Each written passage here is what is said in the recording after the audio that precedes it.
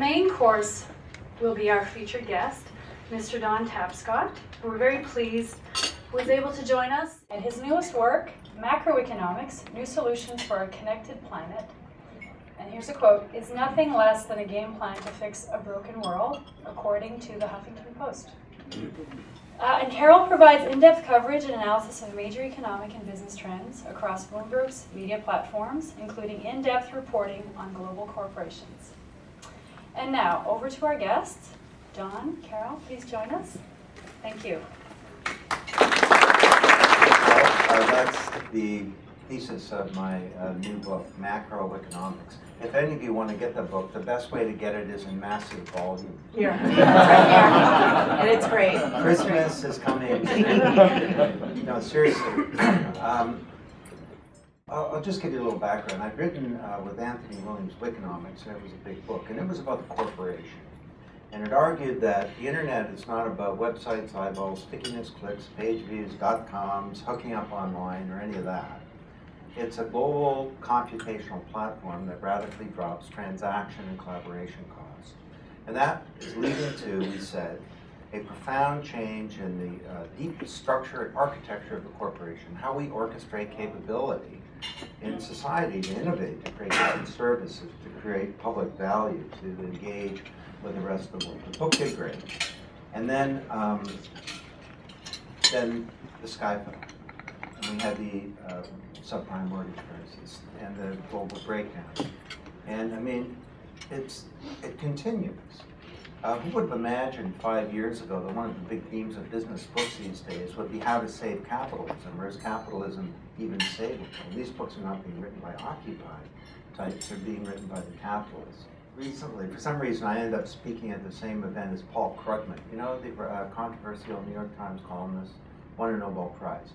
And he gets up and he says, look, when you have the meltdown of a financial services industry, you get into a prolonged period of slump. Japan had one in 1992. They're still in a slump. So get ready for a couple of decades of ugliness. And that's the good news scenario, he says, because some bad things can happen, like Spain or Italy, maybe not Spain after this morning, but one of these countries defaults on their sovereign debt, the euro collapses, there's a depression in Europe, we have a global depression. So my view, as far be it from me to debate a Nobel Prize winning economist, but my view is that the future is not something to be predicted, it's something to be achieved. The problem doesn't fall within the framework of traditional economists who worry about things like the business cycle. Should you have more fiscal stimulation or austerity, or where are we in the cycle, and so are we double dipping? This is not a cyclical change. What's happening in the world today, it's a secular change. We are at a turning point in human history, and basically, this is my view, you know what, the industrial age has finally come to an end.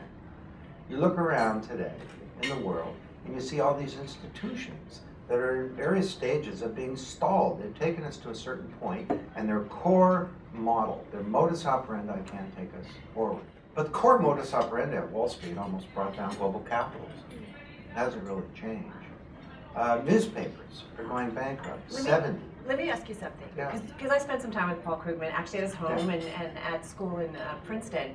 And you know, you do spend some time talking with him, and you can be pretty depressed that the world's going to come to an end unless we start spending. Is he not? Does he not have the skills? And a lot of the thinkers that are out there that are putting out solutions to the various crises that are out there, are they not equipped? Because you do talk about we need thinking changes and leadership changes. Yeah, to me, you know, their paradigm, their mental model is wrong. Paradigms put boundaries around what we think they constrain our actions, and they're often based on assumptions that are so strong we don't know that they're there. It's not that capitalism is going to go away, but we've had this industrial model of capitalism for well over a century, and it's now at the end of its life cycle. You have a great example of a neighbor about how we have to rethink about how things are. And that's I'm starting to depress myself here. You need to get some levity in here. No, but fair enough. For every one of these institutions that are frozen, you can see the contours of a whole new model. So, and the reason that this is happening is because just like the printing press got us from agrarian society to industrial capitalism, we have an historic communications revolution that can get us to a new model. So, an example, and it does come from my friend. I'd like to say, yes, I have a think tank. We scour the world for the best case studies. The reason I know this amazing story is because the guy who made it happen is my neighbor. He says, you're Don Tapscott. I've read some of your books. I said, yeah, great. What do you do? And he says, well, I used to be a banker, and now I'm a gold miner. He's a funny guy, too. He introduces his wife to the group, and he says, this is Cheryl. She's a gold digger. Thankfully, she is not. And she has a sense of humor as well. But he tells me this amazing story that he takes over this gold mine, and his geologist can't tell him where the gold is. So he gives them more money for geological data. They come back. They can't tell him where to go into production. This goes on and on. After a few years, he's ready to give up, shut the whole thing down. But he has an epiphany one day. He wonders, if my geologists don't know where the gold is, maybe somebody else does. So he does a radical thing. He takes his geological data, which is the biggest secret in the mining industry. He publishes it on the internet and holds a contest called the Gold Corp Challenge. Basically, $500,000 for anybody who can tell me, do I have any gold? And if so, where is it? He gets submissions from all around the world. They use techniques that he's never heard of. And for his $500,000 in prize money, Rob McEwen finds $3.4 billion worth of gold. The market value of his company goes from $90 million to $10 billion. We had dinner with Rob and Cheryl last week. Now he's cashed out of Gold Corp. He's got a new thing. But the market value of Gold Corp today is $36 billion. It's number 1 or 2 most valuable gold mine in the world, based in Canada, and it's my neighbor. And the reason that this happened is because he thought differently about talent. He viewed the world as his geology department. You know, some of the best submissions didn't come from geologists.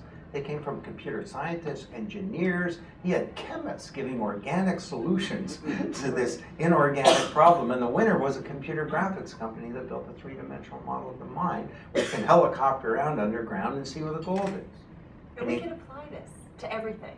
Healthcare, the financial industry, education, this kind of thinking. Or we need to, actually, in your view. Well, exactly right.